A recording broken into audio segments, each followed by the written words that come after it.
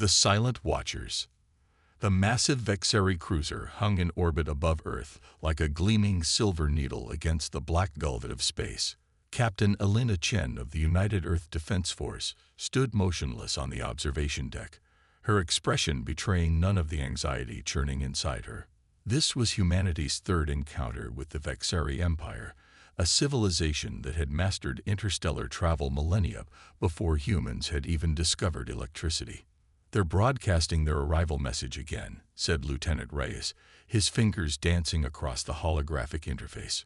"Same as before, demanding our leaders present themselves for integration procedures within the hour." Captain Chen nodded slightly. "And our scanners?" "Still collecting data, Captain.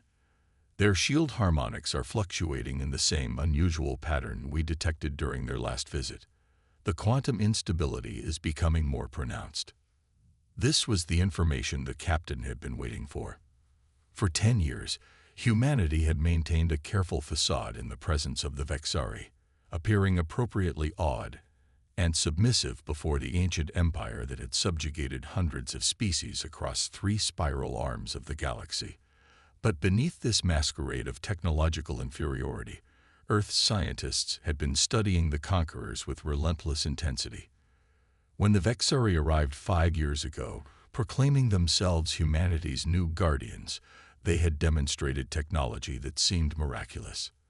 Matter transportation, gravity manipulation, and energy generation beyond Earth's theoretical limits.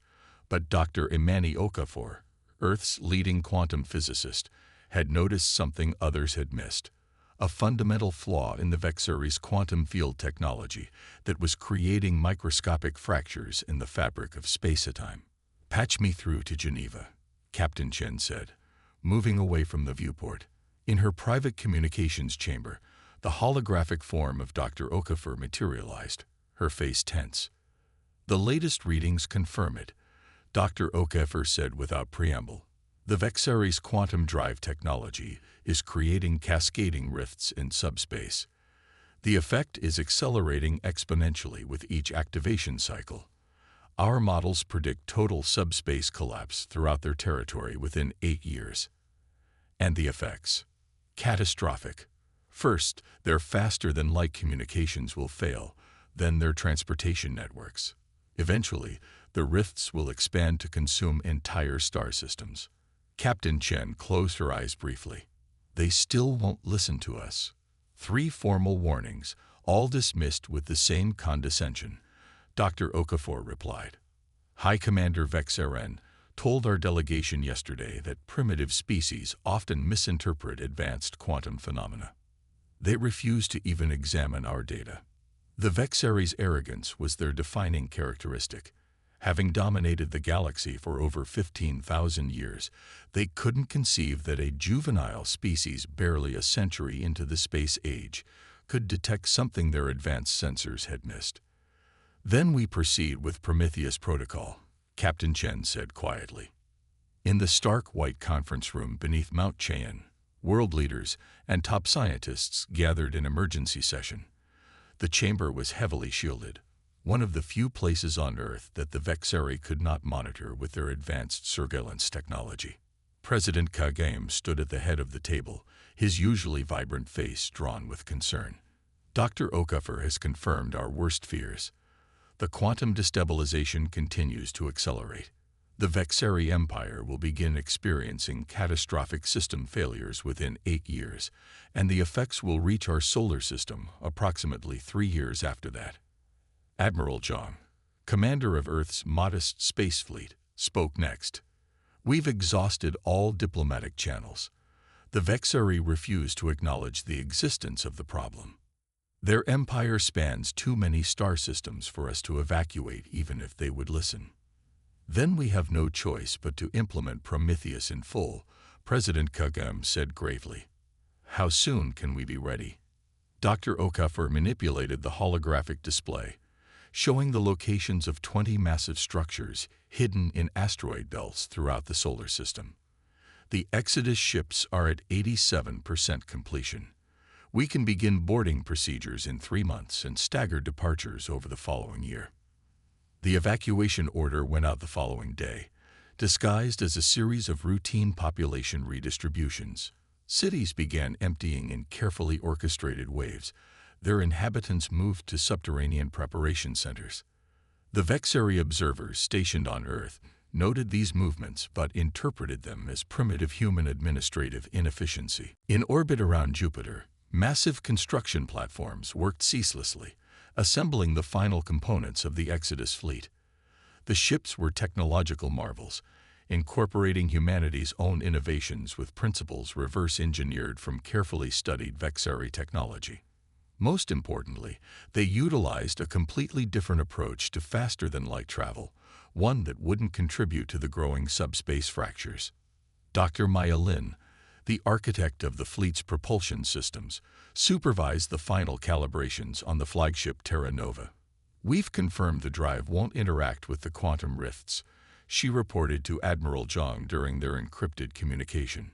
"In fact, our system might eventually be able to help stabilize the damaged regions." "Can we save the Vexari with this technology?" the Admiral asked. Dr. Lin's expression tightened. "Theoretically, yes. But implementing it across their empire would require completely dismantling and rebuilding their infrastructure. They would need to abandon technology they've relied on for thousands of years, and they'd need to do it immediately." "Which their pride would never allow," the Admiral finished. 3 months later, the first Exodus ships departed silently from their construction docks, their revolutionary engines leaving no quantum wake for Vexari sensors to detect. Each massive vessel carried 50,000 humans in suspended animation and the genetic material of thousands of Earth species. Their destinations were distant star systems carefully selected for their stability and isolation from Vexari territory. On Earth, Vexari Ambassador Vex Moro finally noticed concerning patterns in human population movements. During a meeting with the Human Advisory Council, a puppet government the Vexari had installed, he questioned the unusual migration patterns. "Our world experiences periodic geological instabilities," explained Council Chairman Rodriguez, reciting the prepared explanation. "We are simply relocating vulnerable populations as a precaution. Your species' inefficient use of planetary resources continues to baffle me," Vex Moro replied, his silver eyes narrowing slightly. "Perhaps it is time the Empire took a more direct role in your development." Captain Chen, observing the meeting from a secure location, tensed at these words. If the Vexari decided to implement full integration protocols, they would discover the evacuation in progress. She signaled her team to accelerate the timetable. That night, 3 more massive Exodus ships slipped away from Earth's far side, carrying another 150,000 humans to safety. The evacuation was now proceeding at maximum capacity, with ships departing every 3 days. Scientists, engineers, artists, and people from all walks of life were carefully distributed among the vessels to ensure human civilization could rebuild wherever they landed. In her laboratory beneath the Pacific Ocean, Dr. Okafor made a disturbing discovery. "The quantum fractures are propagating 23% faster than our models predicted," she told the Emergency Council. "The Vexari's core systems will begin experiencing failures within 6 years, not 8. President Kagam's hologram flickered as he processed this news. "Can we evacuate everyone in time?" "If we maintain current rates, yes," replied Admiral Zhang. "But we'll need to abandon the pretense soon. The Vexari are becoming suspicious." The following week, Vexari sensors detected unusual energy patterns emanating from Jupiter's moons. High Commander Vex Aran ordered a scout ship to investigate. As the sleek silver vessel approached the hidden construction yards, emergency protocols activated. The nearly completed Exodus ships initiated emergency launches while defensive systems engaged to cover their escape. The Vexari scout ship easily disabled the primitive human defenses, but by the time it broadcast its findings to the Vexari command ship, 5 massive Exodus vessels had already activated their drives and vanished from the solar system. On Earth, Captain Chen received the alert and immediately ordered the final evacuation phase. "They know," she said simply to her command staff. Implement Hades Protocol. Across the planet, the remaining humans, approximately 1 billion people, began moving to the underground shelters that had been prepared years in advance. These massive subterranean complexes were shielded from Vexari sensors and could sustain life for decades if necessary. In orbit, the Vexari command ship launched hundreds of smaller vessels toward Earth, their weapons primed. High Commander Vexaran's voice boomed across all communication channels. Humans of Earth, your deception has been discovered. Your pitiful attempt at rebellion will be met with appropriate discipline. Surrender immediately. Captain Chen stood in the control center of Hades Prime, the largest underground complex located beneath the former site of Denver. On screens around her, she watched as billions of nanomechanes, released months earlier, activated on Earth's surface. These microscopic robots began rapidly reconfiguring the abandoned cities, creating the appearance of destruction and chaos. "Let them think they've punished us," she said as her team monitored the Vexari bombardment of empty cities. "It will keep them from looking deeper." In space, Vexaran watched with satisfaction as human structures crumbled under precision strikes. "Primitive species must learn their place," he remarked to his lieutenants. "Once the population has been properly subjugated, we will implement full integration." But when the Vexari landing parties arrived at the smoking ruins, they found something inexplicable. No bodies, no survivors, no signs of human life at all. Earth's remaining population had vanished completely, hidden in shielded underground cities, or already departed on the Exodus fleet. In his command ship, Vexaran received increasingly confused reports from his ground forces. "Impossible," he muttered, studying the scans himself. "An entire species cannot simply disappear." As the Vexari frantically searched the seemingly abandoned planet, the first subtle signs of the coming catastrophe began to appear in distant parts of their empire. On the ancient Vexari homeworld, quantum communication relays experienced momentary failures. In the Centaurus arm, a Vexari transport ship emerged from faster-than-light travel severely off course. The destabilization had begun, exactly as humanity had predicted. And now Earth had gone silent. The unexpected guardians. 2 years after Earth fell silent, the Vexari Empire began experiencing system-wide failures that could no longer be ignored. On the imperial capital world of Vextorialis, High Science Director Vexlana stood before the Grand Council, her silver skin dulled with exhaustion.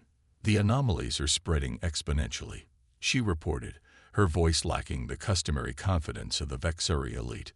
17 major transportation hubs have failed. 36 communication relays are operating at reduced capacity. 3 colony worlds in the Orion Spur have lost all contact with the Empire. Grand Imperator Vexmorath, ruler of the 15,000-year-old Empire, leaned forward on his crystalline throne. "What is causing these disruptions?" Vexlana hesitated, a shocking breach of protocol that sent murmurs through the assembled council. "We have detected fractures in the quantum substructure of spacetime. These fractures appear to be propagating along our transportation and communication networks." "How did we not detect this before now?" demanded the Imperator. "The effect begins at quantum scales our standard monitoring systems were not designed to observe," Vexlana admitted. "We have never encountered such a phenomenon in all our history." A younger council member spoke up. "Didn't the humans warn us of something similar before they disappeared?" Uncomfortable silence fell across the chamber. The mysterious vanishing of humanity had become something of an embarrassment to the Empire. An entire planetary population, over 7 billion beings, had somehow evaded the most sophisticated surveillance and control systems in the galaxy. Their primitive warnings described something superficially similar, Vexlana acknowledged reluctantly. But they could not possibly have understood the complex quantum mechanics involved. "And yet they disappeared just before these anomalies began," observed Vex Kalin, the elderly minister of history. "Perhaps we should reconsider their warnings in light of current events." High Commander Vexaran, who had overseen the failed subjugation of Earth, bristled visibly. The humans were barely a spacefaring species. Their warnings were based on flawed understanding and primitive sensor technology. Nevertheless, the Imperator interjected, "We must consider all possibilities. Vexlana, how severe is this situation?" The science director's next words fell like stones in the silent chamber. "If the current progression continues, our entire FTL network will collapse within 4 years. The quantum fractures will then begin affecting planetary systems. The Empire as we know it will cease to exist within a decade." For the first time in 15,000 years, panic gripped the ruling elite of the greatest civilization in the galaxy. 3 days later, a special Imperial task force arrived at the abandoned Earth. Their mission: find any remaining humans who might possess knowledge about the quantum fractures.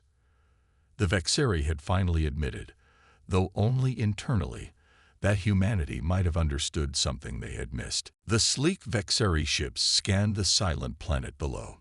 Cities stood empty, infrastructure largely intact, but showing 2 years of neglect. Sophisticated Vexeri sensors probed deep into the planet's crust, seeking signs of life. "Energy fluctuation detected," reported the sensor operator aboard the lead vessel. "Subsurface installation, Northern Hemisphere."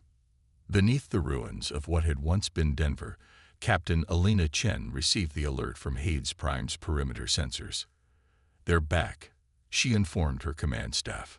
"And they're looking much harder this time." Dr. Okafor, now serving as Chen's chief scientific advisor, studied the incoming data. "Their scanning technology has improved. They'll find us eventually." Chen nodded slowly. "Then perhaps it's time for the next phase." "Is the package ready?" "Yes. The complete data on quantum fracture stabilization, along with our prototype designs. Everything they would need to begin addressing the problem, if they're willing to listen now." "And if they're not?" asked Lieutenant Reyes. Captain Chen's expression hardened. "Then humanity will survive without them. Prepare the diplomatic team and the demonstration unit." In orbit, the Vexeri detected a sudden energy surge from the subsurface installation. Before they could react, a communication request reached their command ship, transmitted on Imperial priority frequencies that should have been impossible for humans to access. High Commander Vexerin personally accepted the transmission. His silver eyes widened as Captain Chen's face appeared on the display.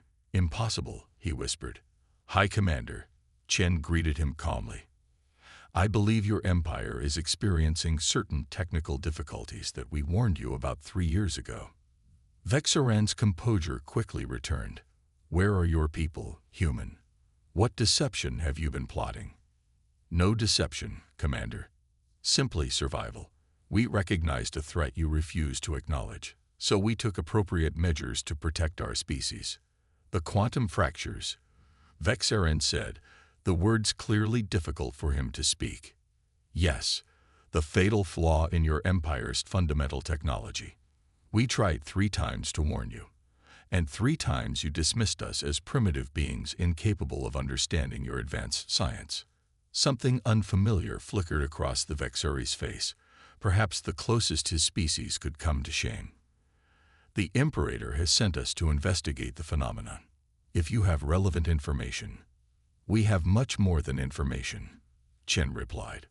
"With your permission, I'll send a small delegation to your vessel with a demonstration that may interest your empire greatly." Hours later, in the sterile laboratory aboard the Vexeri command ship, Dr. Okafor stood calmly before a gathering of increasingly agitated Vexeri scientists. She had just finished demonstrating a small-scale version of the quantum stabilization technology humanity had developed. "Impossible," muttered one Vexeri scientist, echoing his commander's earlier sentiment. "This technology would require a complete reimagining of quantum field theory." "Which is exactly what we did," Dr. Okafor replied. "While your civilization spent millennia refining the same approach, we explored alternative pathways. Our fresh perspective allowed us to see both the problem and potential solutions." Vexlana, who had traveled from the capital to observe this demonstration personally, studied the human physicist with new respect. You understand what this would mean for our empire. We would need to rebuild our entire infrastructure. 15,000 years of technological development, rendered obsolete. We understand completely, Captain Chen said from her position by the door. Which is why we've also brought this. She nodded to Lieutenant Reyes, who activated a holographic display showing massive shipyards hidden in various star systems near the edge of HFY space. While your forces were searching Earth, we were busy building, Chen explained. These facilities are already producing the replacement technology your empire will need. We can begin implementation immediately in your most critical systems. The HFY stared in stunned silence at evidence of human activity they had completely failed to detect. HFY finally found his voice. Why would you help us? After we dismissed your warnings, after we attacked your world. Chen's expression remained carefully neutral. Because the quantum fractures won't stay confined to HFY space. Left unchecked, they'll eventually spread throughout the galaxy. Our exodus bought us time, but not infinite safety. Dr. Okafor added, and because cooperation serves both our species better than conflict, we have the solution. You have the resources and reach to implement it across thousands of worlds. 2 weeks later, aboard the Imperial flagship approaching Vextorialis, Captain Chen stood beside High Commander Vexaran as they prepared to address the Grand Council. The massive viewscreen showed hundreds of HFY and human ships working together throughout the Empire, beginning the monumental task of converting HFY technology to the new quantum-stable systems. The Imperator is still displeased that humans concealed their true capabilities, Vexaran commented. There will be those who call for punishment rather than alliance. And there are humans who believe we should have let your empire collapse, Chen replied evenly. But wiser heads have prevailed on both sides. The commander studied her with newfound respect. Where is the rest of your species? Our scans show only about 1 billion humans remained on Earth. Chen smiled slightly. Insurance. Some have returned to help with the stabilization effort. Others remain in distant colonies, ensuring humanity's survival regardless of what happens here. A wise precaution, the HFY conceded. One my species should have taken. Our arrogance led us to build our entire civilization on a flawed foundation. Captain Chen gazed out at the stars visible through the viewport. Perhaps that's the greatest difference between our species, Commander. You've had 15,000 years of unquestioned dominance. Enough time to convince yourselves you had all the answers. Humanity has endured thousands of years of struggle, adaptation, and near-extinction events. We never developed the luxury of absolute certainty. On the capital world below, news had already spread of the incoming human delegation. Crowds gathered in the grand plazas, their mood a mixture of disbelief, indignation, and reluctant gratitude. The mighty HFY Empire was being saved by a species they had dismissed as primitive upstarts. As the Imperial shuttle descended toward the Grand Palace, Dr. Okafor finalized her presentation for the Council. Her data would show that without immediate, empire-wide implementation of human stabilization technology, the quantum fractures would reach critical mass within 3 years, causing cascading system failures throughout HFY space. They still don't fully accept that we foresaw this when they couldn't, she remarked to Captain Chen. They don't need to, Chen replied. They just need to implement the solution. The shuttle landed on the crystalline platform outside the council chambers. As the human delegation prepared to disembark, Chen received an encrypted message from Admiral Zhang, now coordinating humanity's returned fleet. Exodus ships 7 through 15 have reversed course and will arrive within the month. The message read, the rest remain in position as our insurance policy. Good luck, Captain. The future of 2 species rests on what happens today. Captain Chen took a deep breath as the shuttle door opened to reveal the gleaming spires of the HFY capital. The empire that had once looked down on humanity now awaited their guidance, their salvation. Ready? She asked her team. Dr. Okafor nodded. We warned them once, and they ignored us. This time, I think they'll listen. Together, The humans stepped forward into the heart of the Vexeri Empire, not as conquered subjects, but as unexpected guardians of a civilization too proud to save itself. In the grand sweep of galactic history, it would be recorded as the day when the balance of power shifted, not through violence or conquest, but through foresight, determination, and the uniquely human ability to turn adversity into opportunity. Earth had gone silent, but humanity's voice had never spoken louder in the affairs of the galaxy.